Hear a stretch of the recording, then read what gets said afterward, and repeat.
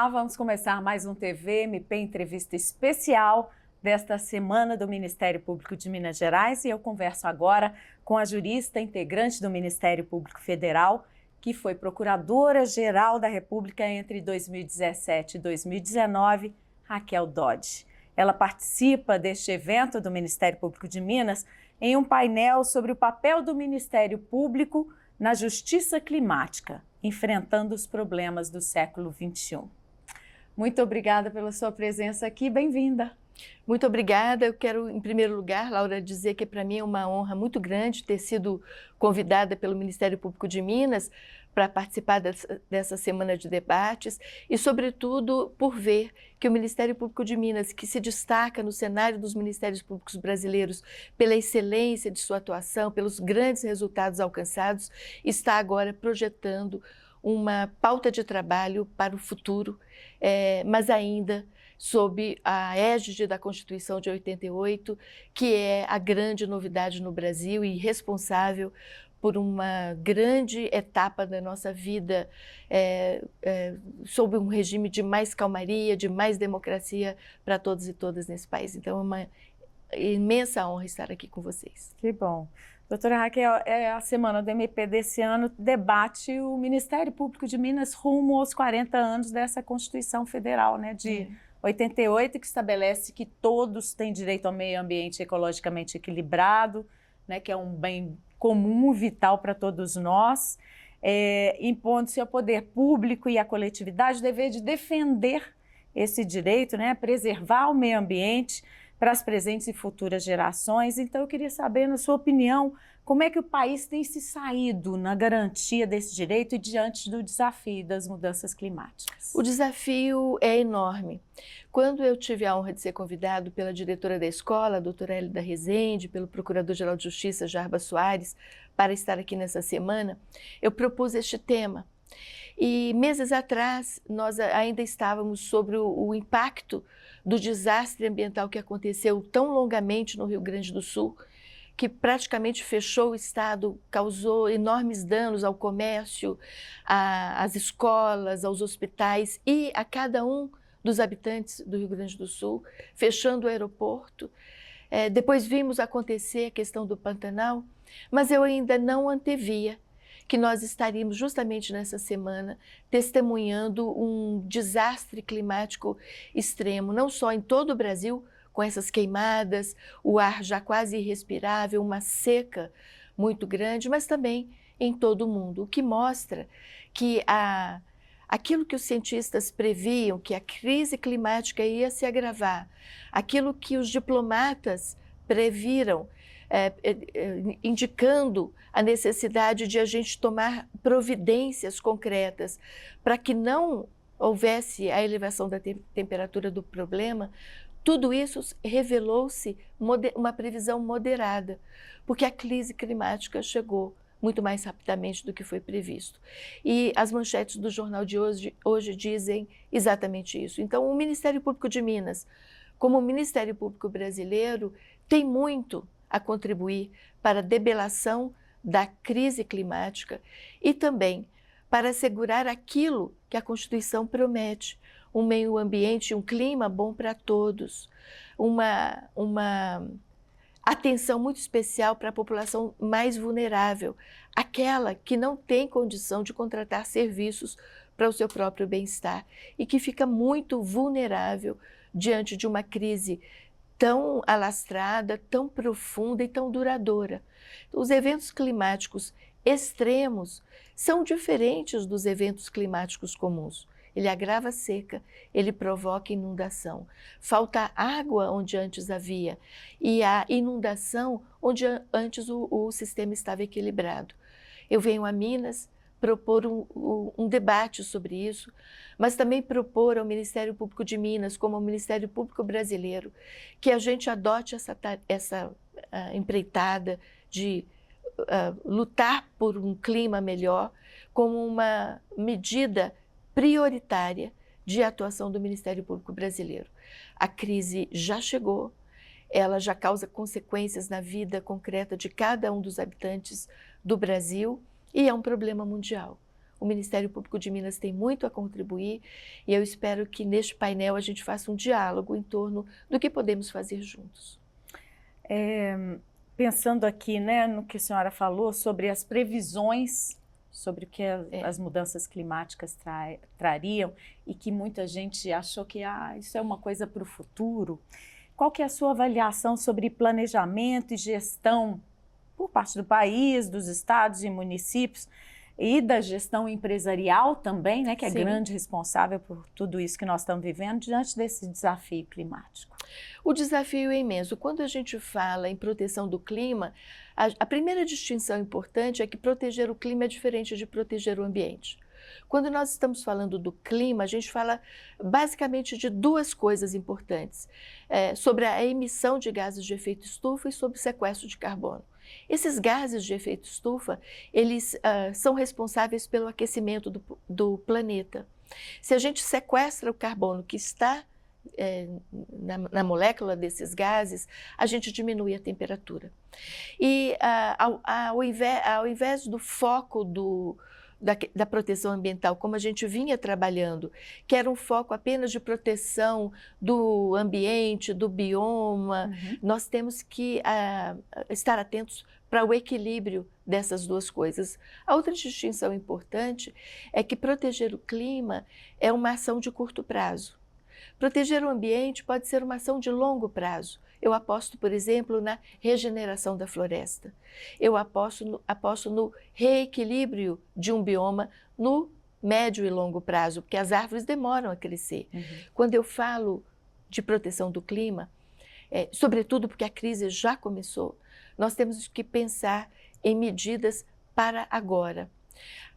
Os países haviam pactuado no âmbito da Organização das Nações Unidas que até o ano de 2030 a temperatura do planeta não podia subir mais do que 1,5 graus da temperatura registrada quando começou a Revolução Industrial na Inglaterra.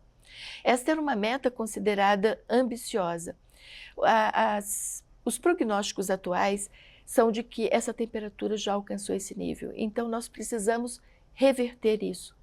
Bill Gates, que é um dos empresários mundiais responsáveis pela emissão de gases de efeito estufa, escreveu há mais ou menos 2 anos um livro em que ele começa dizendo: para a gente proteger o clima, nós temos que pensar em 2 números. O primeiro número é 52 milhões. O segundo número é 0. 52 milhões era o número de toneladas de gases de efeito estufa emitidas no ano que ele escreveu o livro, no mundo todo. 0 era o número que a gente precisava alcançar. E ele diz que não é uma tarefa impossível para a indústria, para os governos, parte da sua pergunta. Desde que essas indústrias e os governos adotem práticas de sustentabilidade na preservação do clima, que o lixo seja tratado, que o transporte público use energia renovável, que as pessoas andem de carro com energia renovável, que a água não seja poluída, que haja um controle com tecnologia mais adequada do volume de gases de efeito estufa que as indústrias emitem. Isso é uma tarefa para os governos, isso é uma tarefa para as empresas privadas e isso é uma tarefa para o Ministério Público, porque tudo indica que essas práticas ESG não estão sendo cumpridas. E o Ministério Público se fala sobre ESG, ESG, né? Mas a gente o tempo não vê todo. Na prática. Delas. Então, que índices revelarão para o Ministério Público brasileiro que essas práticas não estão sendo cumpridas? Nós precisamos de clareza em relação a isso. É preciso que esses indicadores sejam do conhecimento do Ministério Público como da população em geral, para que a gente cobre, faça o que no mundo jurídico a gente tem chamado de litigância de interesse público, onde o que será defendido é algo vital para a vida humana no planeta. Acho que essa é uma abordagem importante de ser feita, é preciso cobrar isso e é preciso cobrar que, além disso, né, que haja um controle na emissão dos gases de efeito estufa, haja medidas também muito claras de sequestro de carbono, porque os gases já estão na atmosfera. O dióxido de carbono, por exemplo, dizem os cientistas, ele fica 100 anos na atmosfera se ele não for sequestrado. Ele não se deteriora, ele não faz reações químicas na atmosfera de modo a formar uma outra substância capaz de precipitar com a chuva, por exemplo. Ele fica lá. Uhum. E isso é um problema sério. Então, a gente tem que tomar medidas de sequestro do carbono que está no ar. O desmatamento é uma medida que contribui para a emissão de gases de efeito estufa e diminui o sequestro de carbono. Daí é também muito importante que a gente zele o Ministério Público para que não haja desmatamento, para que a gente tenha uma política nacional que, ao mesmo tempo, controle a emissão e contribua para o sequestro de carbono. Então, esse equilíbrio é o grande desafio da modernidade, da contemporaneidade, e nós temos que examinar toda essa questão no âmbito da Constituição e da democracia, compreendendo muito bem que muitos na nossa população não contribuíram para a emissão de gases de efeito estufa e são os que mais sofrem. Uhum. Né? Quando acontece um grande evento climático, as pessoas que já passavam fome passarão mais fome. As que tinham dificuldade de acesso ao serviço de saúde e já estavam doentes ficarão mais doentes. Né? Quem não tinha emprego provavelmente vai ter dificuldade de obter novos empregos. E, portanto, a gente tem que dar também para essa questão um olhar de proteção das minorias climáticas, essas que sofrerão mais agudamente estes problemas. Tudo isso é uma situação nova, é um problema do século XXI. Não é? Talvez nós não estivéssemos no final do século XX antenados para a possibilidade disso acontecer tão rápido. Uhum. E acho que eu, como a maioria dos habitantes do Brasil, deve estar assim, assustado com a ideia de que isso chegou antes do que foi previsto pela própria ciência. Acho que é a situação que estamos. A senhora tem conhecimento de alguma iniciativa governamental ou de legisladores ou mesmo de empresários para combater essas mudanças e esses efeitos que nós estamos sofrendo? Acho que já há muitas iniciativas. Do ponto de vista legal, nós já temos uma base normativa, a começar da própria Constituição, que nos permite exigir do governo uma política nacional de proteção do clima que seja realmente efetiva. Eu digo efetiva porque ela precisa provocar transformações imediatamente. A questão do clima é uma questão de curto prazo. Né? Nós tínhamos pactuado, o Brasil, no âmbito das Nações Unidas, essa meta de não permitir a elevação da temperatura do planeta acima de 1,5 graus a contar da temperatura da era pré-industrial. Mas isso está acontecendo. Uhum. Então, nós precisamos falar de efetividade, não só do desenho normativo, mas de resultados. Resultados, acho que darão a esperança de que é possível ainda, e eu acho que reverter essa crise que já começou. Um novo conceito que surgiu agora é o da justiça climática. Queria que a senhora explicasse para a gente o que é. Eu li o livro da Mary Robinson. A Mary Robinson foi a primeira e única mulher a presidir a Irlanda e foi a primeira mulher a ocupar um cargo na ONU chamado de Alto Comissariado de Direitos Humanos da ONU. Quando a ONU percebeu que um dos graves problemas contemporâneos o nível de violação de direitos humanos que estamos testemunhando, e criou esse cargo. Outro dia, encontrei a Mary Robinson em Brasília, semana passada, e recebi dela um livro em que ela conhece a expressão justiça climática. E ela começa de uma forma que me parece, ao mesmo tempo, salutar e importante. Ela disse: eu fiquei muitos anos como alta comissariada de direitos humanos da ONU. E naquele período eu não tratei o clima como um direito humano fundamental. Eu me arrependo disso, ela diz no livro. Acho que se tivéssemos começado então, quando já havia a Rio 92 e tantas outras convenções, talvez eu tivesse alertado melhor o mundo para o problema que nós precisamos. E ao escrever esse livro sobre justiça climática, ela está sinalizando muito claramente de que as políticas públicas começarmos a elaborar agora, não conseguirão resolver todos os problemas. E, muito provavelmente, grande parte desses problemas serão levados a juízo. As pessoas precisarão de indenização pelo que perderam, pelas vidas humanas, pelas doenças que tiveram. Elas precisarão de socorro nas relações de trabalho. E a justiça climática trata disso. Mas a justiça climática também trata de litigância de interesse público. O Ministério Público pode ser autor de ações civis públicas que exijam medidas ESG por parte dos governos e das empresas, que exijam uma política climática efetiva e não uma apenas desenhada, mas ineficiente para entregar o que promete e o que precisa ser feito. Nós precisamos trabalhar melhor esse conceito de litigância de interesse público no âmbito de uma ação civil pública, por exemplo, para que a gente consiga entregar para a população medidas que revertam as causas do problema climático que estamos vivendo. E eu queria mencionar que várias dessas litigâncias de interesse público já foram ajuizadas pelo Ministério Público Federal, pelo Ministério Público dos Estados e em outros países também. E uma, em particular, tem um efeito muito importante porque ela trabalha um conceito constitucional muito relevante, que é o conceito de que esse é um direito desta e das futuras gerações. A Corte Constitucional da Alemanha, há pouco mais de um ano, proferiu uma decisão dizendo que a Lei de Proteção do Clima da Alemanha, que levou 10 anos para ser elaborada, foi discutida muito profundamente com os vários segmentos da sociedade, a população civil, as indústrias e os governos, era uma lei inconstitucional. E deu um prazo para o parlamento alemão elaborar uma nova lei, um prazo de 24 meses. E por que a Corte Constitucional Alemã fez isso? Porque ela disse que essa lei, ela coloca um ônus muito leve para as gerações atuais de proteção do clima e muito pesado para as gerações futuras de proteção do clima. Que vão herdar os problemas causados por essas gerações anteriores. Que vão herdar a leveza do ônus imposto por lei aos habitantes atuais do planeta. Uhum.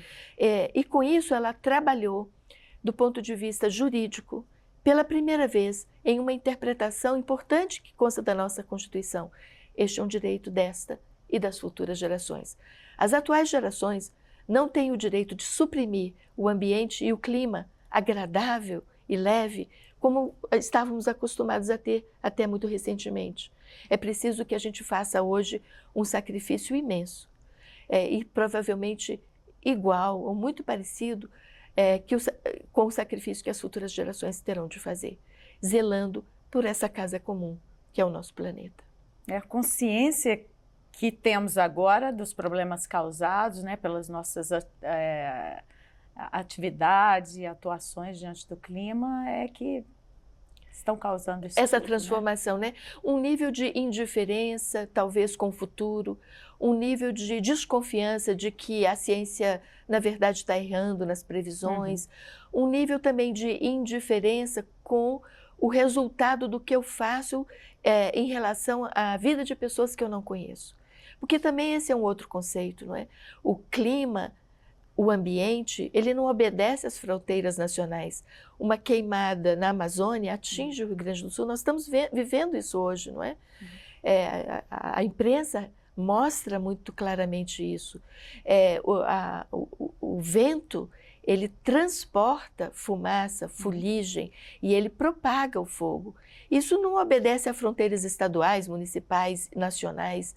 Não é? Isso é um problema do planeta. Então, encarar a proteção do ambiente e a proteção do clima como um ônus de cada um de nós, habitantes atuais do planeta, eu acho que é uma atitude que está em coerência com a própria Constituição Federal, mas é também, acho que, o grande problema ético da nossa geração. A nossa geração, ela vive um problema ético muito grave, que é zelar pelo clima das futuras gerações. Os nossos filhos e netos têm o direito de viver num clima agradável, como a gente estava acostumado a viver até pouco tempo. Uma questão que é mais grave, né, além da falta de consciência, de conhecimento, de educação de muitas pessoas para produzir efeitos negativos, né, ao clima, é a questão do interesse econômico. Sim. Né, que tem causado absurdamente, né, e a revelia de tantas pessoas, esses danos ao meio ambiente. Como que a justiça, as instituições de justiça, o Ministério Público devem lidar com isso? Com interesses de expansão imobiliária, de agronegócio, que estão suplantando os interesses de preservação do ambiente. Eu acho que o Ministério Público pode ajudar na educação da população em geral, das empresas e dos governos para a questão climática. Isso é uma tarefa que, em relação a muitos outros temas, o Ministério Público tradicionalmente fez, não é? Promover a educação para direitos humanos, e o clima é um direito humano.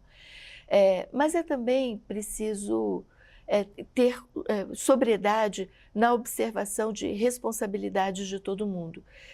O agronegócio, por exemplo, tem um papel importante na proteção do clima, mas também tem um papel muito importante na produção de alimentos para o mundo e de energia renovável para o mundo.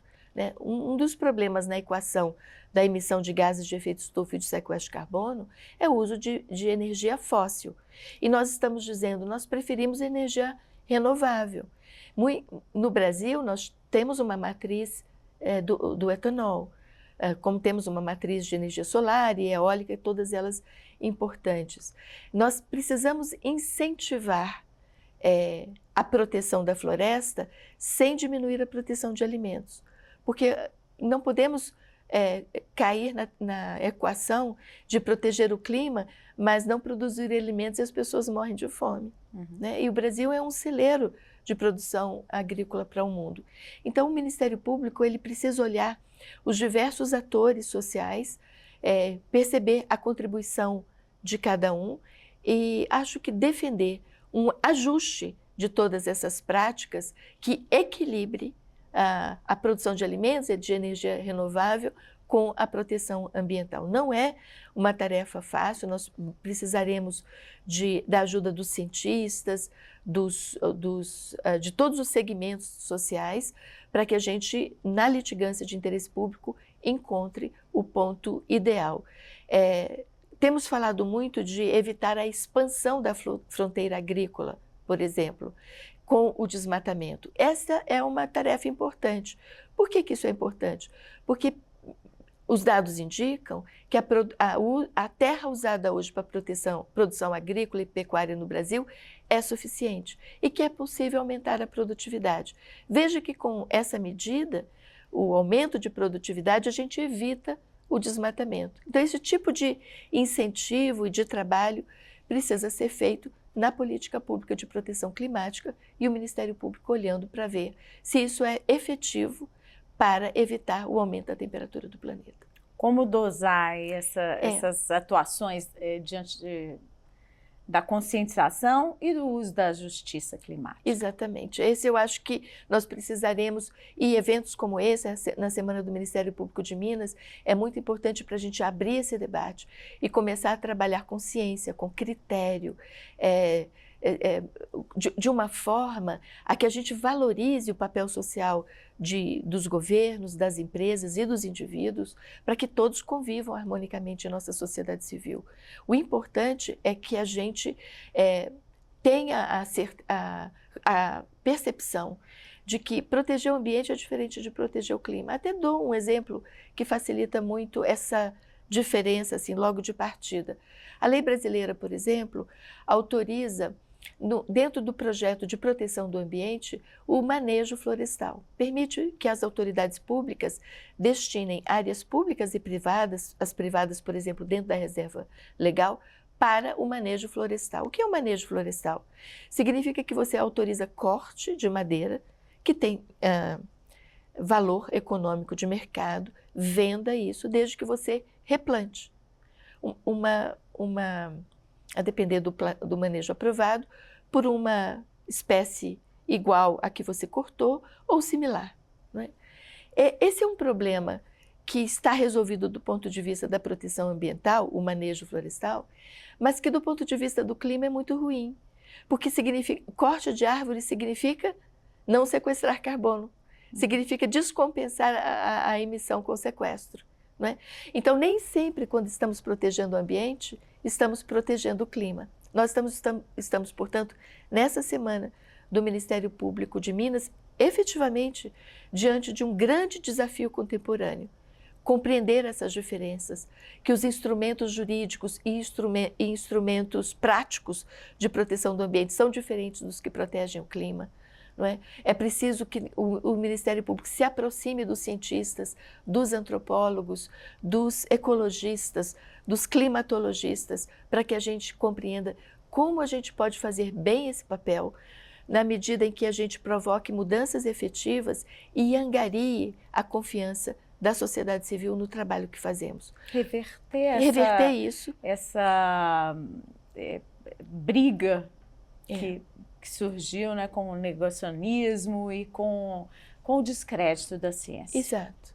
Não é mais nós não podemos nos permitir tratar isso como uma questão ideológica. Nós temos que tratar disso como uma questão de sobrevivência humana na vida sobre a Terra. Não é? Discordaremos com relação a alguns critérios, discordaremos em relação ao tipo de política, a extensão dela, a profundidade dela, mas é preciso que haja uma muito clara, com indicadores precisos, para que, inclusive, o Ministério Público examine se esses indicadores estão sendo cumpridos nos prazos fixados na política pública. Mas, por enquanto, essa política pública não está clara, nem do ponto de vista nacional, nem no ponto de vista global, e por isso eu acho que a primeira e grande tarefa, ao lado de educar a população, no sentido de que esse é um problema contemporâneo muito sério, muito profundo, nós precisamos exigir uma política pública muito clara, com indicadores muito precisos e com expectativa de efetividade de curto prazo.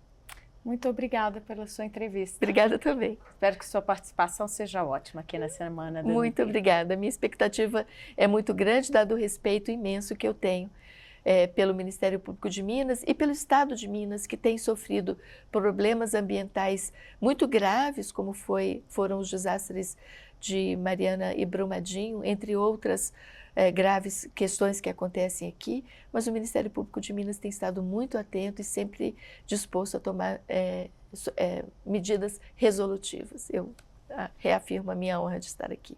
Obrigada. Obrigada. A você que esteve nos assistindo, confira os outros programas, as entrevistas feitas durante a Semana do MP e os demais programas da TV MP no nosso canal do YouTube, mpmg.oficial. Acompanhe também as notícias do Ministério Público de Minas no nosso site e nas redes sociais oficiais da instituição. Até breve.